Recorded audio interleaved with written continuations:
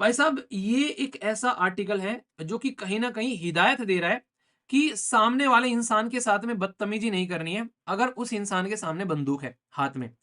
अभी रसिया ने ये बोला कि भाई जिस तरीके से तुम हरकतें कर रहे हो वेस्ट वालों, अगर तुम्हारी हरकतें ऐसी ही चलती रही, तो कल को अगर मुझे न्यूक्लियर वेपन अगर इस्तेमाल करना पड़ गया, तो भाई बोलना मत कि यार ये रसिया तूने क्या कर दिया। अभी रसिया के जो फॉरेन मिनिस्टर हैं, ये सेकंड मोस्ट पावरफुल पर्सन है रसिया के अंदर में, ये बोल सकते हैं, जो आज हमारे अमनो शांति की उड़ा रहे हैं खिल्ली। इंडिया और पाकिस्तान के ऊपर बोला था बेसिकली मैंने।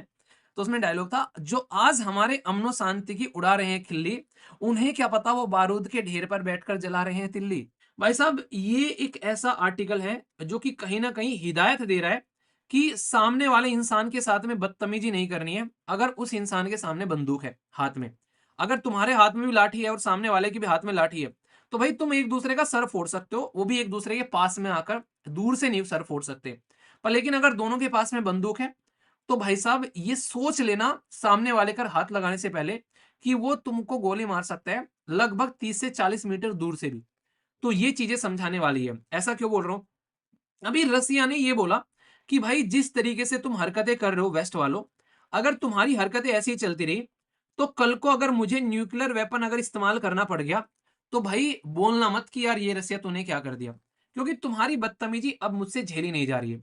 तो न्यूक्लियर डॉक्ट्राइन को लेकर अभी जो रसिया के पुतिन साहब है, उन्होंने जो बातें बोली, उन्होंने बोला कि जिस तरीके से चीजें चल रही हैं यहाँ पर, तो कल को चलकर ये क्रिटिकल थ्रेट की तरीके से भी देखा जा सकता है, क्योंकि प्रेसिडेंट ने बोला है रसिया न्यूक्लियर डॉक्ट्राइन को कन्वेंशनल अटैक के तौर पर भी यूज किया जा सकता है। न्यूक्लियर पावर कंट्री जिसके पास में न्यूक्लियर है, तो ये कहीं ना कहीं बर्बादी का रीजन बन सकता है। तो राइटर इसी चीज को समझाने की कोशिश कर रहे हैं कि रसिया ने अगर न्यूक्लियर वेपन यूज कर लिया, ठीक है, अगर ऐसा कुछ हो जाता है, तो ये कहीं ना कहीं क्रिटिकल कंडीशन बन जाएगी, क्योंकि सामने वाले को भी अपनी सोवरेनिटी बचानी है।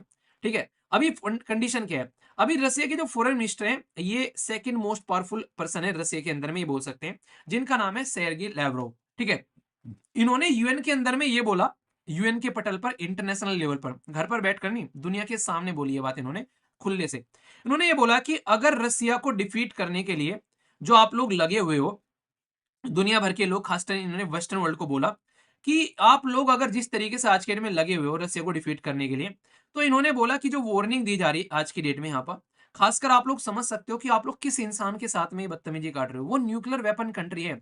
अगर हम हार भी गए, तो भाई साहब हारते हारते भी हम लोग कल को न्यूक्लियर वेपन छोड़कर चले जाएंगे, पूरी यूक्रेन को खत्म करेंगे, और जो वेपन उसको दे रहे हैं यूक्रेन, उसके ऊपर भी भाई साहब फेंकेंगे। यानी कि बिल्कुल ऐसी है कि भाई हम तो मरेंगे ही मरेंगे, हम तो डूबेंगे सनम, पर तुमको भी ले डूबेंगे।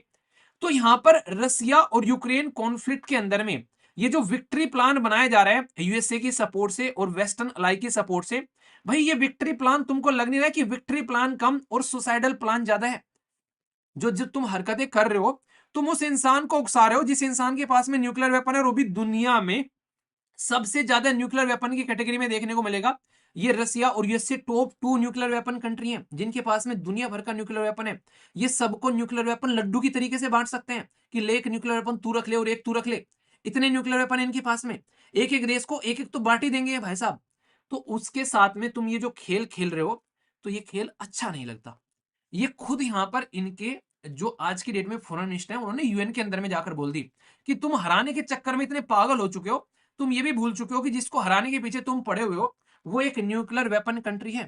ठीक है, अभी यहां पर फिलहाल के टाइम पर यूक्रेन जो है वो भी ऑफेंसिव मोड में भाई साहब, वेस्टर्न इन्वॉल्व हो रहा है।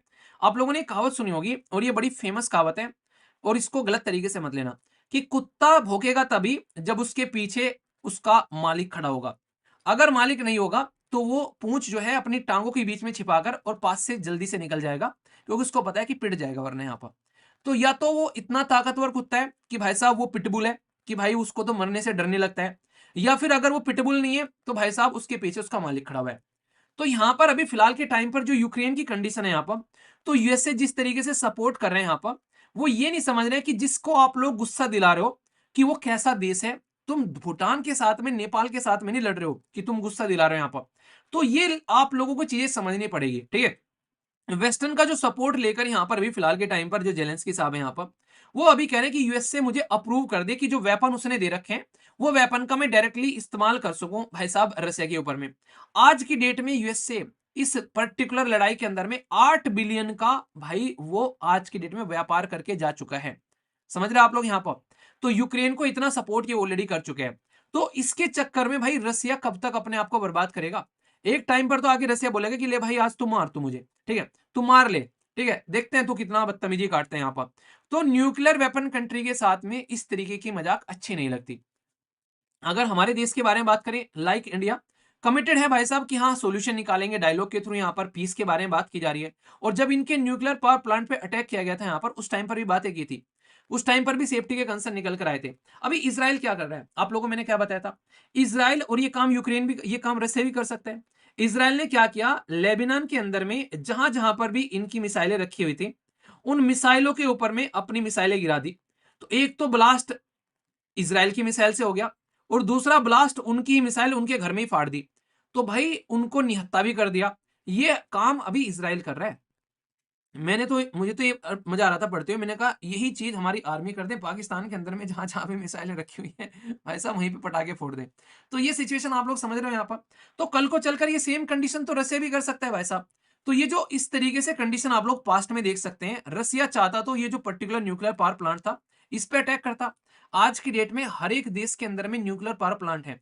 अगर किसी देश को, सामने वाले देश को बर्बाद करना है तो वो कहीं और अटैक क्यों करेगा? सबसे आसान तरीका क्या है भाई, उस देश के जो डैम है, जो बांध है, उनके ऊपर में अटैक कर दो, 10-20 बांध को गिरा दो। आज की डेट में बांध पर अटैक कर दो तो बाढ़ को थामने थामने में इंसान बर्बाद हो जाएगा, इतनी बाढ़ आएगी उसके अंदर में। दूसरा, जो अटैक करना है उसके न्यूक्लियर पावर प्लांट पर अटैक कर दो, आने वाली आसपास की जनरेशन वैसे तबाह हो जाएगी। ठीक है, तो ये सोच के देखो आज की डेट में हम लोग किस तरीके की बेसिकली दुनिया में बैठे हुए हैं। मैंने एक स्पीच दी थी ये मेरे स्कूल की स्पीच याद आ गई मुझे। उसमें डायलॉग था मेरा टेररिज्म को लेकर, उसके ऊपर में मैंने एक स्पीच दी थी स्कूल के अंदर में। उसका छोटा सा डायलॉग है, हालांकि फिल्मी डायलॉग है। जो आज हमारे अमनो शांति की उड़ा रहे हैं खिल्ली, इंडिया और पाकिस्तान के ऊपर बोला था बेसिकली मैंने। तो उसमें डायलॉग था, जो आज हमारे अमनो शांति की उड़ा रहे हैं खिल्ली, उन्हें क्या पता वो बारूद के ढेर पर बैठकर जला रहे हैं तिल्ली। तो ये कंडीशन थी यहाँ पर। मतलब सिचुएशन ये है कि आज की डेट में आप लोग उन देश को छेड़ रहे हो, उनको टच कर रहे हो, जो कि खुद एक न्यूक्लियर वेपन कंट्री है। तो क्या ये सही है? आप लोग सोच के देखो, तो ये कितना खतरनाक हो सकता है। तो ये चीजें आप लोगों को अंडरस्टैंड करनी पड़ेगी। तो ग्लोबल डिप्लोमेटिक एफर्ट के बारे में जब आप लोग बात करोगे यहाँ पर, तो यूरोप प्लस एशिया, जिसको जिसको आप लोग यूरेशिया बोलते हो, world leader including prime minister Modi जो है, वो एफर्ट डाल रहे हैं कि भाई साहब कैसे डिप्लोमेटिक सोल्यूशन निकाला जाए। अभी मोदी जी ने रसिया को विजिट किया ब्रिक्स समिट को लेकर, वहां पर भी इंगेजमेंट की बात की गई, डीएक्सकेलेशन करने की। पर लेकिन फिलहाल के टाइम पर अगर आप लोग चीजों को ध्यान से रखोगे, भाई जब तक सामने वाला उससे हथियार मांगना कम नहीं करेगा और जब तक दूसरे वाला उसको हथियार देना बंद नहीं करेगा, तब तक ये चीजें नहीं सुधरेगी। ये आप लोग संधार लो, ठीक है। तो कहने का मतलब सीधा सीधा है कि कोल्ड वॉर के सिनेरियो को अगर आप लोग ध्यान से समझने की कोशिश करोगे, वो डिस्ट्रक्शन का सिनेरियो था। ऑलरेडी रसिया उससे जूझ कर आ चुके हैं यहाँ पर। अभी फिलहाल के टाइम पर जिस कंडीशन को आप लोग लेकर बैठे हो, वो भी उसी टाइप की सिचुएशन बन रही है कि ग्रुप डिवाइड होते जा रहे हैं। यहाँ पर वेस्टर्न वर्ल्ड एक साइड में डिवाइड हो रहा है और वो रसिया को डील करने की कोशिश कर रहा है। अभी फिलहाल के टाइम पर सिचुएशन ऐसी बनती जा रही है कि एक खेमा बन रहा है जिसको आप लोग संघाई कॉर्पोरेशन ऑर्गेनाइजेशन बोलते हो। ये एक खेमा तैयार हो रहा है आज के डेट में, और ये खेमा आज के डेट में यहाँ पर नेटो का बन रहा है, जिसको नॉर्थ अटलांटिक ट्रीटी ऑर्गेनाइजेशन बोलते हो। ये बताओ इन दोनों में आज के डेट में मेंबर कौन है? एक तो ये क्वेश्चन आप लोगों को बताना है, डायरेक्ट क्वेश्चन पूछा जाएगा एग्जाम के अंदर में। दूसरा ये बनाना है कि लेटेस्ट मेंबर कौन सा इनमें जुड़ा है। तो ये होमवर्क है आप लोगों के लिए, ठीक है। तो इसको आप लोग थोड़ा ध्यान से रखिएगा। तो ये पूरा का पूरा टॉपिक यही है कि भाई न्यूक्लियर वेपन को कितना इस्तेमाल करना है और इस ट्रीटी को कहां पर ले जाकर आप लोगों को रखना है।